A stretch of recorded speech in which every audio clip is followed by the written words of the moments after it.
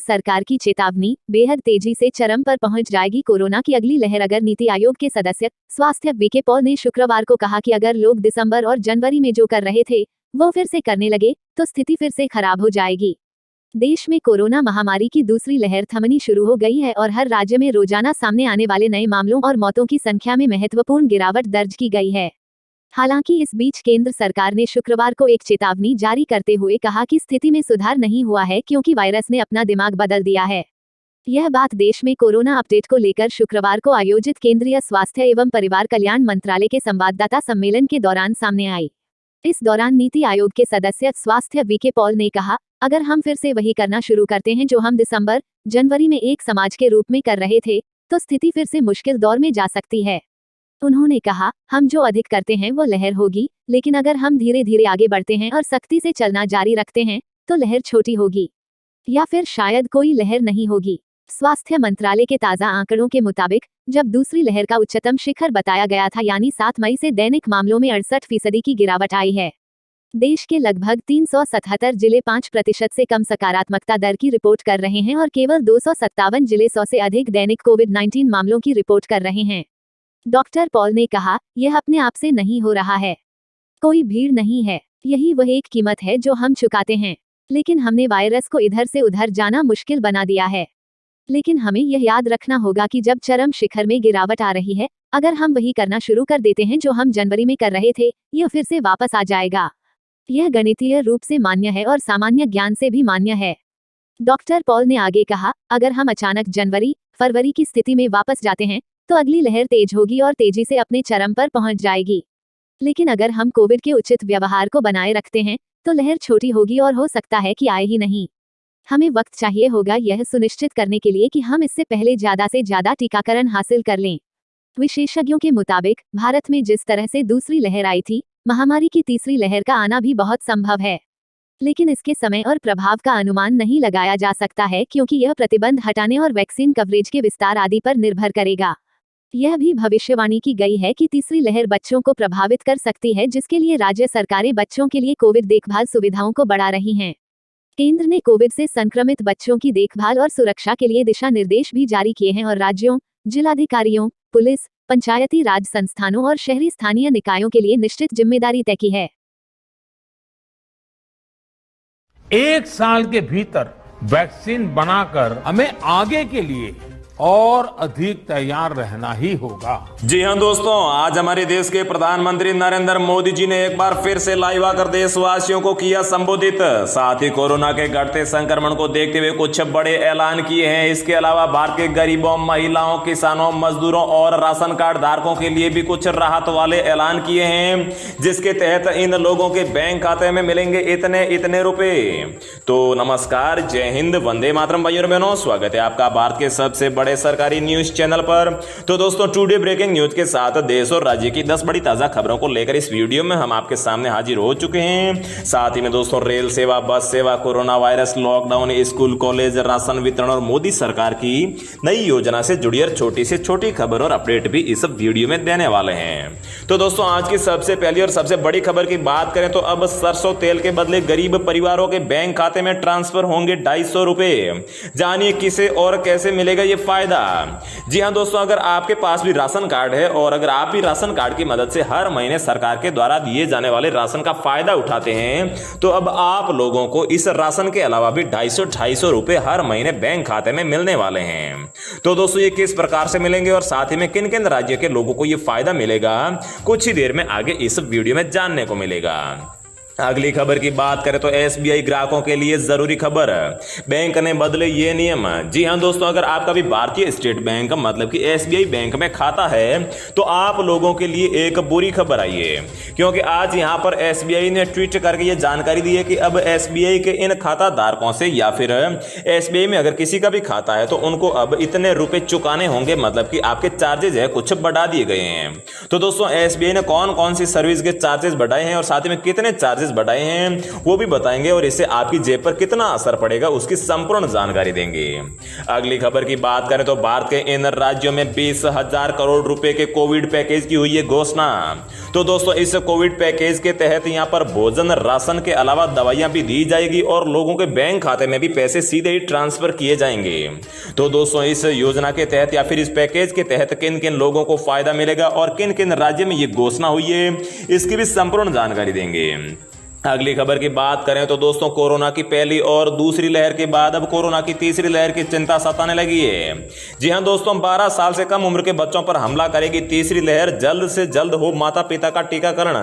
साथ ही यहां पर देश के कुछ चिकित्सा अधिकारियों ने बड़ी एक गाइडलाइंस जारी की है जिसका पालन करना होगा, नहीं तो बाद में कोरोना की तीसरी लहर आने पर काफी चिंताएं बढ़ सकती है। और साथ ही में आज यहां पर वैज्ञानिकों ने बताया है कि कोरोना की तीसरी लहर लगभग 98 दिन चलेगी और इसका प्रकोप पहली और दूसरी लहर से काफी ज्यादा होगा। तो दोस्तों पूरी खबर क्या है जानने के लिए आप वीडियो को लगातार देखते रहिएगा। साथ ही दोस्तों खेत तालाब योजना में किसानों का ऑनलाइन रजिस्ट्रेशन हुआ शुरू, मिलेंगे ये बड़े लाभ।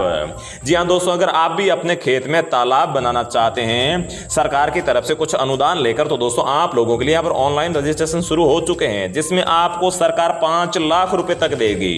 तो दोस्तों इस योजना का कैसे फायदा उठाना है इसका कुछ ही देर में हम आपको बताएंगे। साथ ही में यहाँ पर इस राज्य सरकार ने किया है बड़ा ऐलान, इन विद्यार्थियों और युवाओं को मिलेगी फ्री स्कूटी। तो दोस्तों किस राज्य के लोगों को या फिर किस राज्य के यहाँ पर विद्यार्थियों को फ्री में स्कूटी मिलेगी वो भी जानेंगे। इसके अलावा दोस्तों अगर आप लोगों को पेंशन मिलती है तो दोस्तों हम आपको बता दें कि पेंशन पाने वालों के लिए एक खुशखबरी आई है। सरकार ने पेंशनर्स के लिए ये एक नियम बदल दिया है और इससे देश के करोड़ों पेंशनर्स को होगा बड़ा लाभ। तो दोस्तों किस प्रकार से कौन सा नियम बदला है जिससे कि आप लोगों को फायदा होगा इसकी संपूर्ण जानकारी देंगे। और दोस्तों जियो और इंटेल के मिलकर आज तक का एक सबसे सस्ता स्मार्टफोन बनाने जा रही है जो यहां पर आपको अब खरीदने का मौका मिल रहा है जिसकी कीमत तो दोस्तों बहुत ही कम है। अगर आप भी ये जो है फोन लेना चाहते हैं तो दोस्तों आपको इस वीडियो में आपको जानकारी देंगे कि किस प्रकार से आप घर पर बैठे इसे बुक कर सकते हैं। तो दोस्तों इस फोन की सबसे बड़ी खासियत यह है कि इस फोन की जितनी कीमत है इसकी ही कीमत का आपको इस फोन में साथ में रिचार्ज भी फ्री दिया जाएगा। तो दोस्तों इतना अच्छा फोन है इसीलिए हम आपको खबर लेकर आए हैं। तो दोस्तों चलिए इन्हीं सभी खबरों को एक एक करके इस वीडियो में हम आपको दे देते हैं। लेकिन दोस्तों आगे बढ़ने से पहले मेरी आपसे एक छोटी सी रिक्वेस्ट है कि अगर आप इस चैनल पर पहली बार आए हैं तो चैनल को सब्सक्राइब कर लीजिए और साथ ही वीडियो को एक लाइक भी जरूर कर दीजिए। तो दोस्तों पहली बड़ी खबर की बात करें तो अब सरसों तेल के लिए आपको बैंक खाते में राशन कार्ड धारकों को मिलेंगे 250 रुपए। जी हां दोस्तों सरकार तेल की महंगाई की चपेट में अब आ गई है और हरियाणा सरकार ने अब सस्ते राशन डिपो पर तेल नहीं बेचने का फैसला किया है। इसके बदले वह अब गरीब लोगों के बैंक खाते में पैसा देगी ताकि लोग मार्केट से तेल खरीद सकें। सरकार ने कहा है कि जून 2021 में हैफेड को सरसों तेल उपलब्ध नहीं हो सका है। किसानों ने सरसों तेल को बाजार में लगभग 6500 रुपए से लेकर 7,000 रुपए प्रति क्विंटल के हिसाब से बेच दिया है। इस कारण से सरकार को सरसों नहीं मिला है। इस महीने लाभार्थियों को राशन डिपो के माध्यम से सरसों तेल का वितरण नहीं किया जा सकेगा। सरकार प्रति परिवार 2 लीटर सरसों का तेल देती थी, उसके बदले अब 250 रुपए मिलेंगे। राज्य सरकार के इस निर्णय से लगभग 11,40,000 परिवारों को जून महीने से सीधे तौर पर उनके बैंक खाते में सरसों तेल का पैसा मिलना शुरू हो जाएगा। अगली खबर की बात करें तो अगर आप लोगों का एसबीआई बैंक में खाता है तो यहां पर ये बदले हैं नियम। जी हां दोस्तों देश का सबसे बड़ा बैंक भारतीय स्टेट बैंक यानी कि एसबीआई कुछ नियमों में बदलाव करने जा रहा है। इसके बाद इस बैंक के ग्राहकों को कुछ सेवाओं के लिए अतिरिक्त पैसे चुकाने होंगे। बताया गया है कि यह नियम 1 जुलाई से लागू होने जा रहा है। स्टेट बैंक अपने सेविंग अकाउंट के चार्जेस में बदलाव करेगी। इसके बाद में बैंक के सेविंग अकाउंट जो ग्राहक है उनके लिए 1 जुलाई से सर्विस चार्ज, नया चेकबुक लेना या फिर एटीएम ट्रांजैक्शन चार्ज महंगा हो जाएगा। बैंक के अनुसार ये सभी चार्ज सेविंग अकाउंट पर लागू होंगे। इसके बाद सेविंग अकाउंट मतलब कि जो बचत खाता है, ग्राहक महीने में 4 बार एटीएम से फ्री में ट्रांजैक्शन कर पाएंगे और 5वीं बार में हर ट्रांजैक्शन पर 15 रुपए का अतिरिक्त चार्ज देना होगा और साथ ही में जीएसटी भी चुकानी होगी। नेक्स्ट अपडेट की बात करें तो दोस्तों केरल ने की 20,000 करोड़ रुपए के दूसरे कोविड पैकेज की घोषणा। जी हां दोस्तों केरल के वित्त मंत्री केन बालगोपाल ने मुख्यमंत्री पिनरई विजयन की दूसरी सरकार के पहले बजट को शुक्रवार को विधानसभा में पेश किया है और कोविड-19 की दूसरी लहर से पैदा हुए संकट से निपटने के लिए 20,000 करोड़ रुपए के पैकेज की घोषणा की है। वित्तीय पैकेज के अलावा उन्होंने 18 वर्ष से अधिक आयु के सभी लोगों को निःशुल्क टीकाकरण के लिए 1,000 करोड़ रुपए देने की भी घोषणा की थी। उन्होंने कहा था कि निःशुल्क टीकाकरण के लिए आवश्यक उपकरण और सुविधाएं सुनिश्चित करने के लिए 500 करोड़ रुपए खर्च किए जाएंगे। साथ ही उन्होंने बताया है कि पूर्व सरकार ने 20,000 करोड़ रुपए आवंटित किए थे, जिसका पूरा इस्तेमाल वैश्विक महामारी से निपटने के लिए किया गया है। और वित्त मंत्री ने आगे कहा कि अब कोविड-19 के दूसरे 20,000 करोड़ रुपए के पैकेज की घोषणा हो गई है। और मंत्री ने इस बात पर जोर दिया है कि नया बजट सभी के लिए स्वास्थ्य और भोजन सुनिश्चित करेगा और साथ ही में संक्रमण की तीसरी लहर ना आए, इसके लिए भी कुछ उपाय करेगा। अगली खबर की बात करें तो दोस्तों यहां पर कोरोना की पहली और दूसरी लहर के बाद चिंता सताने लगी है तीसरी लहर की। जी हां दोस्तों, कोरोना वायरस की दूसरी लहर ने देश को काफी नुकसान दिया है।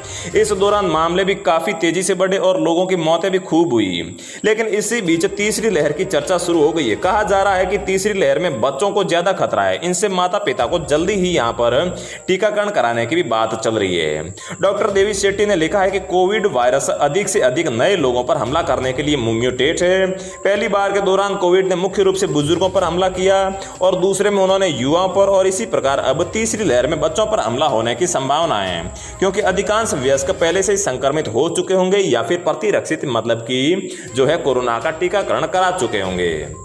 नेक्स्ट अपडेट की बात करें तो खेत तालाब योजना का जो है ऑनलाइन रजिस्ट्रेशन शुरू हो चुका है। जी हां दोस्तों, उत्तर प्रदेश के कृषि विभाग की ओर से चलाई जा रही खेत तालाब योजना का लाभ लेने के इच्छुक किसानों का रजिस्ट्रेशन शुरू हो चुका है। किसान अपने खेत पर सरकार से कुल लागत का 50% सरकारी अनुदान लेकर तालाब बनवा सकते हैं। सबसे पहले ये योजना बुंदेलखंड में शुरू की गई है और आगे यहाँ पर यह कहा गया है कि इस तालाब की मदद से आप यहाँ पर कृषि भी कर सकते हैं, साथ ही में आप पशुओं के पानी का इंतजाम भी कर सकते हैं और ऐसे तालाब के चारों ओर वृक्षारोपण भी कर सकते हैं। मतलब कि अगर आप अपने खेत में तालाब बनवाते हैं जिसकी लागत 10 लाख रुपए होती है, तो उसका 50% अनुदान मतलब कि 5 लाख रुपए आपको सरकार देगी। अगली खबर की बात करें तो राजस्थान की गहलोत सरकार ने दिव्यांग विद्यार्थियों और युवाओं को राहत प्रदान करते हुए एक अहम फैसला लिया है, जिसके अंतर्गत गहलोत दिव्यांग कॉलेज विद्यार्थियों और युवाओं को 2000 स्कूटी फ्री में वितरित करेगी। इसके लिए सीएम ने 15 करोड़ रुपए के अतिरिक्त बजट को भी मंजूरी दे दी है। नेक्स्ट अपडेट की बात करें तो दोस्तों पेंशन पाने वालों के लिए एक बड़ी खुशखबरी आई है। दरअसल दोस्तों पेंशन को हर साल लाइफ सर्टिफिकेट बैंक में जमा करवाना होता है। मतलब कि जिसे पेंशन मिल रही है वह अब तक जिंदा है या फिर नहीं, उसके सबूत के तौर पर लाइफ सर्टिफिकेट यानी कि जीवन प्रमाण पत्र बैंक में देना होता है। लेकिन पिछले साल भी सुधार किया गया था जिसमें नियम बदल दिया गया था और यह सर्टिफिकेट ऑनलाइन यानी कि किसी भी ई मित्र या फिर सीएससी सेंटर की मदद से जमा करा सकते हैं। बैंक जाने की अनिवार्यता को पहले खत्म कर दिया था, लेकिन इसके साथ ही आधार कार्ड डिटेल देना अनिवार्य होता था और अब यह नियम भी निकाला गया है कि जिसके तहत अब आपको सिर्फ लाइफ सर्टिफिकेट देना होगा। आधार कार्ड की अनिवार्यता को भी अब सरकार ने समाप्त कर दिया है। नेक्स्ट अपडेट की बात करें तो दोस्तों किफायती स्मार्टफोन बनाने वाली कंपनी इंटेल और रिलायंस जियो के साथ मिलकर अपने A23 Pro 4G स्मार्टफोन को शानदार डील में खरीदने का मौका दे रही है। इस स्मार्टफोन की शुरुआती कीमत 4,999 रुपए थी, लेकिन डील के तहत जियो यूजर्स को यह 3,899 रुपए में खरीदने का मौका मिल रहा है। खास बात यह है कि फोन की खरीद के साथ यूजर्स को 3,000 रुपए के जो है रिचार्ज बेनिफिट भी ऑफर किए जा रहे हैं और 3,000 रुपए का रिचार्ज बेनिफिट यूजर्स को कई वाउचर्स के रूप में मिलेगा। इसे रिडीम करने के लिए यूजर्स को अपना जियो नंबर 249 रुपए या फिर इससे ऊपर के प्लान से रिचार्ज करना होगा। अगर आप भी ये स्मार्टफोन लेना चाहते हैं तो आप जून के महीने से ये ले सकते हैं। फोन को रिलायंस जियो स्टोर, माई जियो स्टोर या फिर reliancedigital.in और रिटेल स्टोर से खरीदा जा सकता है। तो दोस्तों रोजाना ऐसी ही खबरें पाते रहने के लिए चैनल को सब्सक्राइब करके बेल आइकन को प्रेस कर लीजिए। जय हिंद, वंदे मातरम। नमस्कार दोस्तों, स्वागत है आपका दिन भर की बड़ी खबरों में। जी हां दोस्तों, बड़ी खबर है पश्चिम बंगाल से। बंगाल की मुख्यमंत्री ममता बनर्जी ने एक और झटका दिया प्रधानमंत्री नरेंद्र मोदी को। बंगाल में अब वैक्सीन सर्टिफिकेट के ऊपर होगी मुख्यमंत्री ममता बनर्जी की तस्वीर। भारतीय जनता पार्टी भड़की मुख्यमंत्री ममता बनर्जी के ऊपर है। तो वहीं पर अगली बड़ी खबर में हम आपको बताएंगे कि अभिनेत्री जूही चावला की 5G संबंधी याचिका हाई कोर्ट ने की खारिज। कड़ी टिप्पणी करते हुए दिल्ली हाई कोर्ट ने लगाया 20 लाख रुपए का जुर्माना। तो वहीं पर अगली बड़ी खबर में हम आपको बताएंगे कि हाई कोर्ट ने एक बार फिर लताड़ा मोदी सरकार को।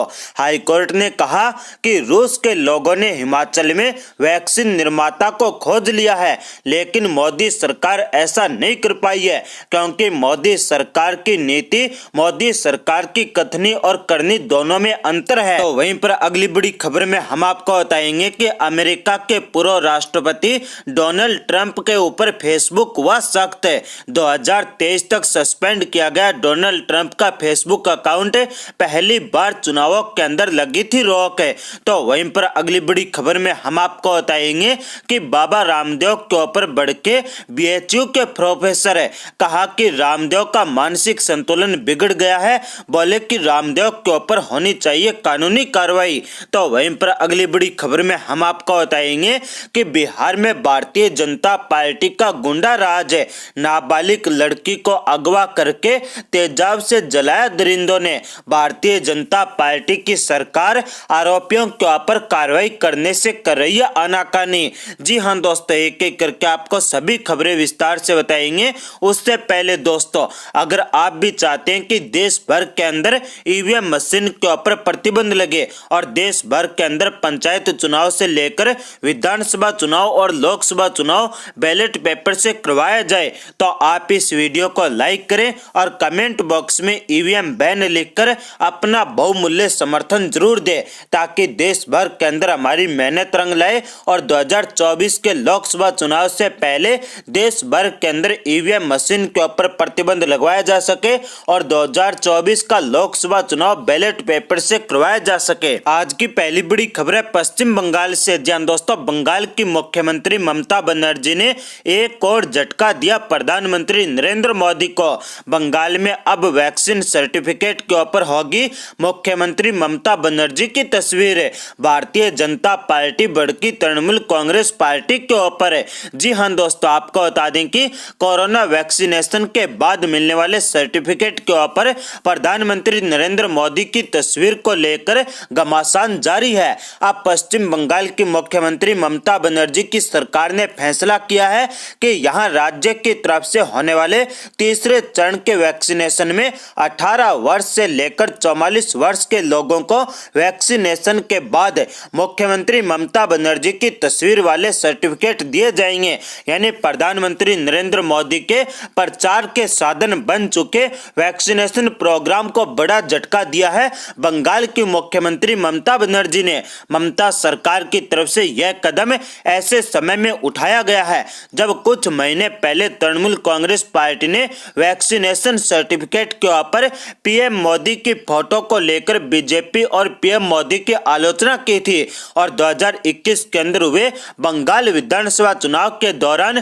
टीएमसी ने इस मुद्दे के ऊपर चुनाव आयोग में शिकायत की थी और टीएमसी ने वैक्सीनेशन के बाद मिलने वाले सर्टिफिकेट के ऊपर प्रधानमंत्री मोदी की तस्वीर को आचार संहिता का उल्लंघन बताया था। आपको बता दें दोस्तों कि ममता बनर्जी कई बार यह मांग कर चुकी है कि सभी को वैक्सीन मुफ्त में लगाई जाए। उन्होंने सर्टिफिकेट के ऊपर पीएम मोदी की तस्वीर को लेकर भी उनकी आलोचना की थी। हालांकि टीएमसी को लगता है कि मुख्यमंत्री ममता बनर्जी की तस्वीर का सर्टिफिकेट होना गलत नहीं है। आपको बता दें दोस्तों कि बंगाल के अंदर भारतीय जनता पार्टी और पीएम मोदी दोनों ही अपना प्रचार प्रसार करना चाहते थे, लेकिन ममता बनर्जी ने पीएम मोदी के एक और मंसूबे के ऊपर पानी फेर दिया है। आज की अगली बड़ी खबर है बाबा रामदेव को लेकर। जान दोस्तों, बाबा रामदेव के ऊपर बढ़ के बनारस हिंदू विश्वविद्यालय के प्रोफेसर है कहा कि रामदेव का मानसिक संतुलन बिगड़ गया है, बोले कि रामदेव के ऊपर होनी चाहिए कानूनी कार्रवाई। जी हां दोस्तों, आपको बता दें कि आधुनिक चिकित्सा पद्धति यानी एलोपैथी के ऊपर योग गुरु बाबा रामदेव की ओर से उठाए गए सवालों के चलते बखेड़ा खत्म हुआ ही नहीं था कि अब रामदेव की ओर से ज्योतिष के ऊपर उंगली उठाने से ज्योतिष शास्त्र से जुड़े ज्ञाताओं में आक्रोश उफन पड़ा है। एशिया के सबसे बड़े आवासीय विश्वविद्यालय काशी हिंदू विश्वविद्यालय के संस्कृत विद्या धर्म विज्ञान संकाय के ज्योतिष विभाग के टीचर बाबा रामदेव के बयान से तिलमिला उठे हैं। आपको बता दें दोस्तों कि उन्होंने बाकायदा अपने विभाग के अंदर मीडिया से मुखातिब होते हुए योग गुरु बाबा रामदेव के ऊपर कई आरोप लगाते हुए जेल भेजने तक की मांग सरकार से कर दी है। और संस्कृत के किसी नए छात्र ने उन्होंने कहा कि मैं रामदेव को चुनौती देता हूं कि वह मेरे साथ बहस करे, वह एलोपैथी को और ज्योतिष विद्या को और इसके साथ साथ इस्लाम धर्म को गलत साबित करके दिखाए। आपको बता दें दोस्तों कि कि बाबा रामदेव की प्रसिद्धि और प्रशंसकों के बीच अब विवादित बयानों की वजह से उनके विरोधी भी बढ़ते जा रहे हैं। अभी एलोपैथी के ऊपर उंगली उठाए जाने के बाद रामदेव को लेकर विरोध थमा नहीं था कि अब रामदेव की ओर से ज्योतिषों के द्वारा भी विरोध किए जा रहे हैं। आपको बता दें दोस्तों कि बाबा रामदेव की ओर से ज्योतिष को लेकर टिप्पणी की कि सारे मुहूर्त भगवान ने बना रखे हैं। ज्योतिष काल घड़ी मुहूर्त के नाम पर बहकाते रहते हैं, परंतु ज्योतिष शास्त्रियों में गजब का आक्रोश उमड़ पड़ा है और इसका विरोध करने खुद बनारस हिंदू विश्वविद्यालय के संस्कृत विद्या धर्म विज्ञान संकाय के ज्योतिष विभाग के विद्वान मुखर होकर सामने आ चुके हैं। यानी बाबा रामदेव को अपना बिजनेस करना है, वो एक व्यापारी है, उनके लिए ना तो एलोपैथी मायने रखती है, ना उनके लिए हिंदू धर्म मायने रखता है, ना उनके लिए हिंदू धर्म के ज्योतिषी मायने रखते हैं और ना ही उनके लिए हिंदू धर्म की संस्कृत विद्या मायने रखती है, ना उनके लिए दुनिया का किसी अन्य धर्म मायने रखता है। वो एक व्यापारी है, वो एक बिजनेसमैन है, उनको अपना बिजनेस करना है और बिजनेस के आड़ में वो लगातार अनेक धर्मों को, लगातार अनेक प्रकार के विभागों को बदनाम करने की कोशिश करते रहते हैं। आज की अगली बड़ी खबरें बिहार से। जी हां दोस्तों, बिहार में भाजपा का गुंडा राज नाबालिग लड़की को अगवा करके तेजाब से जलाया। दरिंदों ने भाजपा सरकार आरोपियों के ऊपर कार्रवाई करने से कर रही है आनाकानी। जी हां दोस्तों, आपको बता दें कि बिहार के मुजफ्फरपुर में एक दिल दहला देने वाला मामला सामने आया है, जहां पर कुछ दरिंदों ने पहले एक नाबालिग लड़की का अपहरण किया और फिर उसे तेजाब से जलाकर मौत के घाट उतार दिया। लड़की के परिजनों का आरोप है कि पहले उनकी बेटी के साथ बलात्कार किया गया और फिर बेरहमी से उसकी हत्या कर दी गई। हालांकि इस मामले में पुलिस ने 3 लोगों को हिरासत में लिया है, लेकिन पुलिस और नेताओं के दबाव में आकर पुलिस के द्वारा दरिंदों के ऊपर कार्रवाई नहीं की जा रही है। आपको बता दें दोस्तों कि बिहार के अंदर आए दिन इस प्रकार की घटनाएं सामने आ रही है, जबकि भाजपा जेडीयू के गठबंधन की सरकार ये घटनाएं रोकने में पूरी तरह से विफल साबित हुई है। तो वहीं पर दूसरी तरफ अभिनेत्री जूही चावला की 5G संबंधित याचिका के ऊपर हाईकोर्ट ने उनकी याचिका को किया खारिज। कड़ी टिप्पणी करते हुए हाईकोर्ट ने जूही चावला के ऊपर लगाया 20 लाख रुपए का जुर्माना। जी हां दोस्तों, आपको बता दें कि दिल्ली हाई कोर्ट ने बॉलीवुड एक्टर जूही चावला की 5G वायरलेस नेटवर्क प्रौद्योगिकी को चुनौती देने के मुकदमे को खारिज कर दिया गया। इसके साथ ही कोर्ट ने कड़ी टिप्पणी करते हुए जूही चावला के ऊपर 20 लाख रुपए का हर्जाना भी लगाया है। गौरतलब है कि इससे पहले हाई कोर्ट ने भारत के अंदर 5G टेक्नोलॉजी के क्रियान्वयन के खिलाफ बॉलीवुड एक्टर जूही चावला की याचिका पर अपना आदेश सुरक्षित रखा था। जूही चावला ने देश के अंदर 5G वायरलेस नेटवर्क स्थापित करने के खिलाफ सोमवार को हाई कोर्ट के अंदर याचिका दायर की थी। उन्होंने इसमें नागरिकों, जानवरों, वनस्पतियों और जीवों के ऊपर इस प्रौद्योगिकी विकिरण के प्रभाव संबंधी मुद्दों को उठाया था। आपको बता दें दोस्तों कि आज देश के अंदर हर कोई पर्यावरणविद बन रहा है, लगातार पर्यावरण की मांग उठा रहे हैं 5G को लेकर, लेकिन पर्यावरण के लिए काम करने के लिए कोई भी आगे नहीं आना।